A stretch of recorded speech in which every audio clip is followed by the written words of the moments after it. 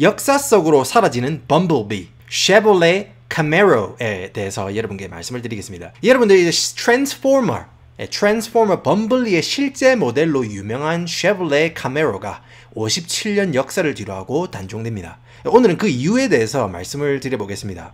오랜 시간 동안 포드 머스탱의 대항마로 미국 머슬카의 자존심이자 미국 자동차의 상징적인 존재 카메로는 1966년도에 출시됩니다.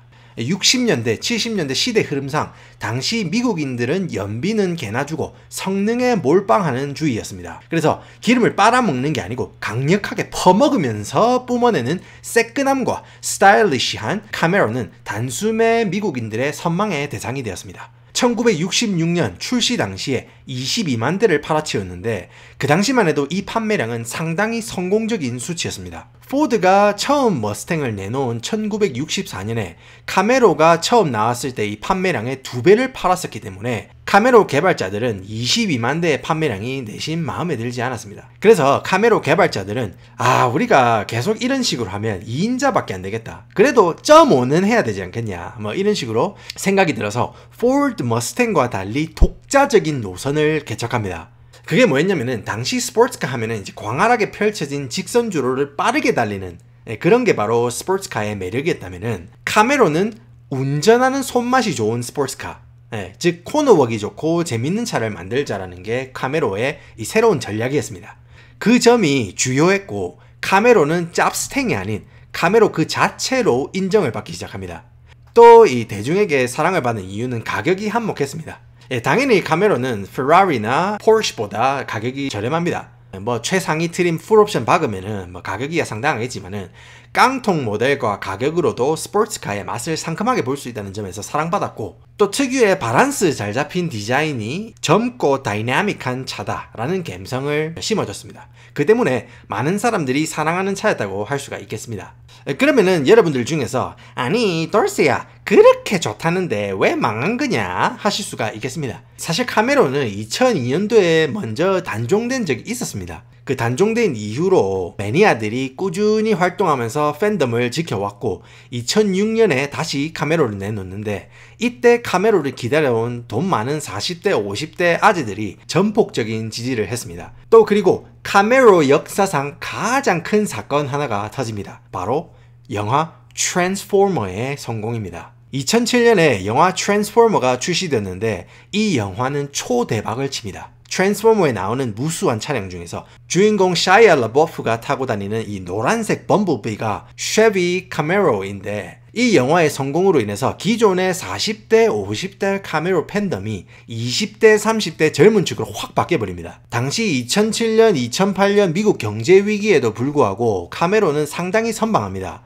또 전 세계적으로 스포츠카 치고는 저렴한 카메로가 젊고 다이나믹한 이 감성으로 많은 젊은 운전자들의 선택을 받았습니다. 그러나 영화의 인기를 얻었던 약발은 서서히 감소하게 됩니다. 그러다가 이번에 다시 2024년에 두 번째 단종을 맞이하게 됩니다. 근데 2024년의 카메로의 단종은 솔직히 카메로 차 자체의 잘못이라기보다 시대적 흐름이 그렇게 되었기 때문입니다. 2010년대 들어서 SUV와 픽업 트럭의 강세로 승용차나 미니밴 같은 다른 차종의 판매량이 급격하게 줄어들었습니다. 2000년대 후반 승용차의 미국 시장 점유율이 45%였는데 2022년 시장 점유율이 20%, 그러니까 반토막이 났습니다. 물론 이 스포츠카 시장도 제외가 아니겠습니다. 안 그래도 작은 시장 점유율이 더 하락한 겁니다. 또 탄소량 감소라는 시대적 분위기가 스포츠카 시장을 더 축소시키고 있습니다.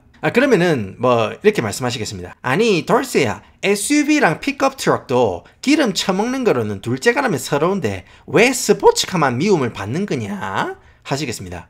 일단 SUV랑 픽업은 어쨌든 생산적인 일에 사용이 됩니다. 여러 명을 태울 수 있다든지 기업체에 사용이 된다든지. 그런데 스포츠카는 타는 놈만 기분 좋지 그 외에는 아무런 생산성 없는 순수 사치품에 불과합니다. 솔직히 스포츠카 타는 사람들 이제 특이잖아요. 신호 딱 바뀌었을 때 엑셀 딱 박죠. 붕 하고 난 다음에 앞에 신호도 바뀌어가지고 바로 브레이크 밟아야 되는 생산성 없는 가오에 특화된 그런 차기 때문에 운전자만 행복한 생산성 없는 공공의 적이 되는 겁니다. 그리고 또 쉐보레 같은 경우에는 플래그십 스포츠카가 따로 있습니다. 쉐비 corvette이라 해가지고 corvette이 있기 때문에 막 아싸리 어중간한 카메로 살 바에는 전촌으로 그냥 벤츠나 BMW 뽑는 게 낫다고 생각하는 사람이 있습니다. 그래서 이제 카메로는 살짝 포지션이 애매해졌습니다. 미국 내에서도. 가장 큰 이유는 이게 기후 협약 때문입니다. 매년 미국 정부에서 자동차 회사별 연비 효율 수치와 탄소 배출량을 계산해서 랭킹을 매깁니다. 2021년 기준으로 스바루하고 기아차가 상위권에 랭크되어 있습니다. 기아가 상위권에 랭크된 게 당연한 게 뭐냐면은 기아는 이제 픽업 트럭 라인이 별로 없죠. 그렇기 때문에 이 수치에서 당연히 유리할 수밖에 없습니다. 그리고 데이터를 다시 보시면은 주력 차종이 픽업 트럭과 SUV인 포드와 GM은 당연히 이 부분 하위권을 차지하고 있습니다. 바이든 정부가 2026년까지 탄소 배출량 그리고 연비 효율 수치 제한선을 지정했는데 지금 GM이 이 추세라면 제한선을 못 지키게 됩니다. 그러니까 쉐볼레가 GM 산하죠. 그렇기 때문에 제가 GM이라고 하면은 쉐볼레도 다 포함이 돼 있다는 그런 말씀을 드립니다. 그래서 판매량도 저조하고 효율이 안 좋은 스포츠카 라인 중에서 콜벳은 그래도 최첨단 기술의 가오가 있으니까 단종은 못 시키겠고 그 때문에 이제 포지션이 애매한 카메로가 희생양이 되는 겁니다. 그러면은 카메로의 미래는 어떻게 될까 한번 생각을 해보면은 솔직히 쉐보레 역사상 카메로가 거의 최고의 브랜딩 성공작이라고 말씀을 드릴 수 있겠습니다. 젊은 층의 어떤 다이나믹한 섹시하고 새끈한 그런 이미지. 기존의 쉐보레 같은 경우에는 값싼 자동차 이미지가 있었는데 카메로는 달랐죠.